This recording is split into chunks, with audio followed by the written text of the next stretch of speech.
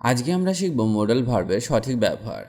ইংরেজি বলতে গেলে কিংবা আপনার ইংরেজির উন্নতি করতে গেলে আপনাকে অবশ্যই মডাল ভার্বের ব্যবহার শিখতে হবে, কারণ মডাল ভার্ব ছাড়া ফ্লুয়েন্টলি ইংলিশ বলা সম্ভব নয়। অনেকেই মনে করেন এদের ব্যবহার করা খুব কঠিন, তাই শিখতে ভয় করেন। আজকে আমি আপনাকে খুব সহজে এদের ব্যবহার শিখিয়ে দেব। আশা করি আজকের পর আপনার এদের ব্যবহার করতে আর ভুল হবে না। এবার আমরা শিখব মাস্টের ব্যবহার। মাস্টকে অনেকভাবেই বাক্যে ব্যবহার করা হয়, যেমন বাধ্যতা, অনুমান, নিশ্চয়তা, দৃঢ় সংকল্প বোঝাতে মাস্টকে ব্যবহার করা হয়। অবশ্যই করতে হবে এই রকম বোঝালে মাস্টকে ব্যবহার করা হয়, যেমন আমি অবশ্যই তাকে যে কোনো মূল্যে সাহায্য করব। I must help her at any cost. I must help her at any cost. তাকে অবশ্যই একজন ভারতীয় হতে হবে। He must be an Indian. He must be an Indian. তোমাকে এক্ষুনি যেতে হবে। You must go at once. You must go at once. এটা বাধ্যতা। এবার আমরা শিখব মেয়ের ব্যবহার। সম্ভাবনা বা অনুমতি অর্থে মেয়েকে ব্যবহার করা হয়, যেমন আমি কি খেতে পারি? May I eat. May I eat. এটা একটা অনুমতি, মানে আপনি কারো কাছে একটা অনুমতি চাইছেন। আরও কয়েকটি উদাহরণ দেখা যাক, যাতে আপনি আরও ভালোভাবে শিখতে পারেন। আমি কি শুরু করতে পারি? May I begin. May I begin. আমি কি ধূমপান করতে পারি? May I smoke. May I smoke. আমি কি এটি খেতে পারি? May I eat this. May I eat this. আগামীকাল বৃষ্টি হতে পারে। এটা একটা সম্ভাবনা, বৃষ্টি হতেও পারে আবার নাও পারে। তো এর ইংরেজি হবে ইট মে রেইন টুমরো। ইট মে রেইন টুমরো। আমি কি জিজ্ঞেস করতে পারি কেন? May I ask why. May I ask why. সম্ভাবনা অর্থে মেয়ের ব্যবহার। তারা যেতে পারে। দে মে গো। দে মে গো। এটা একটা সম্ভাবনা, তারা যেতেও পারে আবার নাও পারে। তুষারপাত হতে পারে। It may snow. It may snow. আপনি বসতে পারেন। You may sit. এটি কাজ করতে পারে। That may work. That may work. ইচ্ছে অর্থে মেকে ব্যবহার করা হয়, যেমন ভগবান তোমার সহায় হন। May God help you. May God help you. তুমি সুখী হও। You may be happy. You may be happy. তুমি দীর্ঘজীবী হও। May you live long. May you live long. এবার আমরা শিখব মাইটের ব্যবহার। মেয়ের পাস্ট টেন্স হলো মাইট। সম্ভাবনা অর্থে মাইটকে ব্যবহার করা হয়। ফর এক্সাম্পল, আমি অফিসে যেতে পারতাম। I might go to office. I might go to office. আমার অফিস যাওয়ার সম্ভাবনা ছিল, কিন্তু কোনো কারণে যেতে পারিনি, তাই মাইটকে ব্যবহার করলাম। আবার একটা উদাহরণ দেখা যাক। সে আসতে পারে। She might come. She might come. এটা একটা সম্ভাবনা, সে আসতেও পারে আবার নাও পারে। আগামীকাল বৃষ্টি হতে পারে। ইট মাইট রেইন টুমরো। ইট মাইট রেইন টুমরো। তাহলে এখানে আমরা শিখলাম সম্ভাবনা অর্থে মাইটের ব্যবহার। সৌজন্য প্রকাশ করতে মাইটকে ব্যবহার করা হয়। তুমি আমার ফোনটি ব্যবহার করতে পারো। You might use my phone. You might use my phone. তুমি আমার পেনটি ব্যবহার করতে পারো। You might use my pen. You might use my pen. এবার শেখা যাক শুডের ব্যবহার। শ্যালের পাস্ট ফর্ম হলো শুড। সাধারণত বাক্যে উপদেশ বা উচিত বোঝাতে শুডকে ব্যবহার করা হয়, যেমন তোমার কঠোর পরিশ্রম করা উচিত। You should work hard. You should work hard. তোমার এখন যাওয়া উচিত। You should leave now. You should leave now. আমার কিভাবে জানা উচিত? How should I know? How should I know? Request বা অনুরোধ করতে শুডকে ব্যবহার করা হয়। ফর এক্সাম্পল, আমি কি একটা ফোন করতে পারি?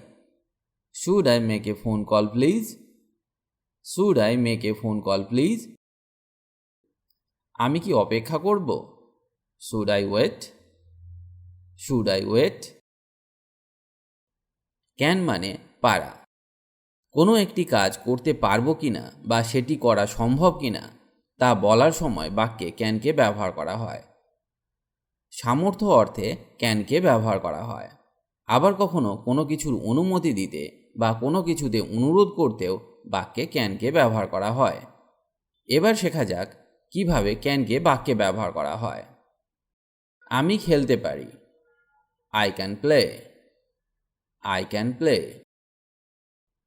পাখিরা উড়তে পারে। The birds can fly. The birds can fly. এখানে পারা বা সামর্থ্য বোঝাতে ক্যানকে ব্যবহার করা হয়েছে। আমি সাঁতার কাটতে পারি। I can swim. I can swim. আমরা জল ছাড়া বাঁচতে পারি না।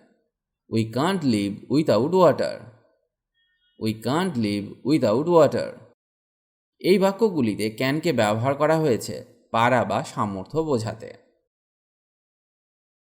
আবার অনুরোধ করতেও বাক্যে ক্যানকে ব্যবহার করা হয়। ফর এক্সাম্পল, তুমি কি আমাকে সাহায্য করতে পারবে?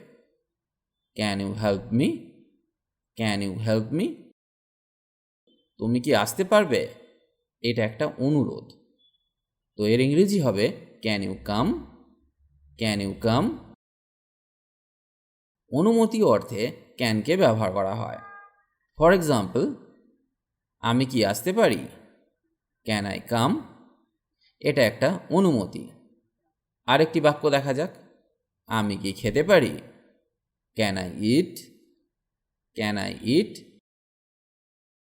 এবার চলুন শেখা যাক কুডের ব্যবহার। ক্যানের পাস্ট ফর্ম হলো কুড। কুড মানে পারতাম। ফর এক্সাম্পল, সে কাজটি করতে পারত। He could do the work. He could do the work. আমি ইংরেজি বলতে পারতাম। I could speak English. I could speak English. অনুরোধ করতেও বাক্যে কুডকে ব্যবহার করা হয়। তুমি কি আমাকে পথটা বলতে পারবে? এটা একটা অনুরোধ। Could you tell me the way? Could you tell me the way? আর একটা উদাহরণ দেখা যাক। আপনি কি ওটা আবার বলবেন? Could you repeat that? Could you repeat that? আবার সৌজন্য প্রকাশ করতে কুডকে প্রেজেন্ট টেন্সে ব্যবহার করা হয়ে থাকে। যেমন, আমি কি আপনার পেন্সিল ব্যবহার করতে পারি? Could I use your pencil? Could I use your pencil? আমি কি তোমার ফোন ব্যবহার করতে পারি? Could I use your phone? Could I use your phone? এখানে আমরা ক্যানকে ব্যবহার করতে পারতাম, কিন্তু কুড ব্যবহার করার ফলে বাক্যটি অনেক পোলাইট হয়ে গেল। এতে একটা সৌজন্য প্রকাশ পেল। এবার শিখব অড টু এর ব্যবহার। কোনো বাক্যে উচিত বোঝালে শুডকে ব্যবহার করা হয়। আবার শুডের পরিবর্তে আপনি অড টুকেও ব্যবহার করতে পারেন। যেমন, আমাদের উচিত আইন মেনে চলা। We should obey the law. We should obey the ল।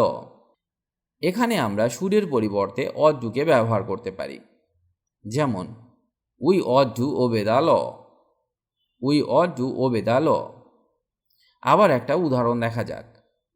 আমার মনে হয় আপনার শোনা উচিত। I think you ought to listen. I think you ought to listen.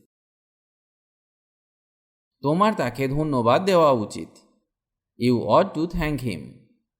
You ought to thank him. এবার আমরা শিখব উডের ব্যবহার। উইলের অতীতকাল বা পাস্ট ফর্ম হলো উড। সৌজন্য এবং অনিয়মিত অভ্যাস বোঝাতে উডের ব্যবহার করা হয়।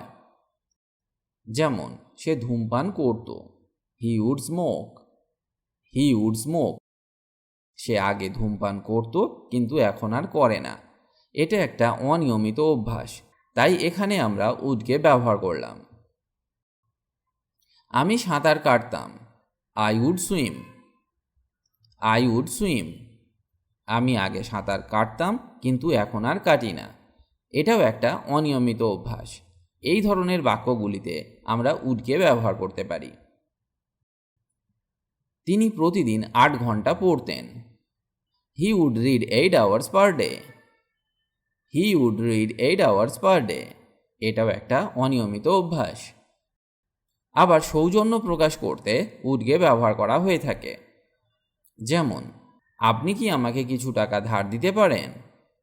Would you please lend me some money? Would you please lend me some money, এই বাক্যটিতে সৌজন্য প্রকাশ পাচ্ছে। পোলাইট রিকোয়েস্ট বা ভদ্রচিত অনুরোধ বা নমনীয়তার খাতিরে বা প্রশ্ন করতে উডকে ব্যবহার করা হয়। যেমন তুমি কি কিছু খেতে চাও? Would you like something to eat? Would you like something to eat, তুমি কফি না চা খাবে? Would you like coffee or tea? Would you like coffee or tea, আপনি কি এটা কিনতে চান? Would you like to buy this? Would you like to buy this. আজ এখানেই ভিডিওটি শেষ করছি। আশা করি আজকের ক্লাসটি আপনাকে অনেক হেল্প করবে ইংরেজি শিখতে। ইংরেজিতে কথা বলার ইচ্ছে থাকলে আপনাকে অবশ্যই প্রতিদিন অভ্যাস করতে হবে, তবেই আপনি দ্রুত ইংরেজি বলতে শিখবেন। কারণ প্র্যাকটিস ইজ দ্য কি টু সাকসেস। অভ্যাসই হলো সাফল্যের চাবিকাঠি। তার সাথে আপনাকে শিখতে হবে বেসিক কিছু ইংলিশ গ্রামার, যেমন tense, parts of speech, preposition, model verbs, helping verbs ইত্যাদি। কারণ এদের ব্যবহার না জানলে সঠিক ইংরেজি শেখা সম্ভব নয়। অনেকেই এদেরকে শিখতে পারেন না, কারণ তারা মনে করেন ইংরেজি গ্রামার খুব কঠিন। আপনি আমাদের গ্রামার ক্লাসগুলি মন দিয়ে দেখুন, খুব সহজে সমস্ত গ্রামারগুলি শেখানো আছে, যা একবার দেখলেই আপনি শিখে যাবেন।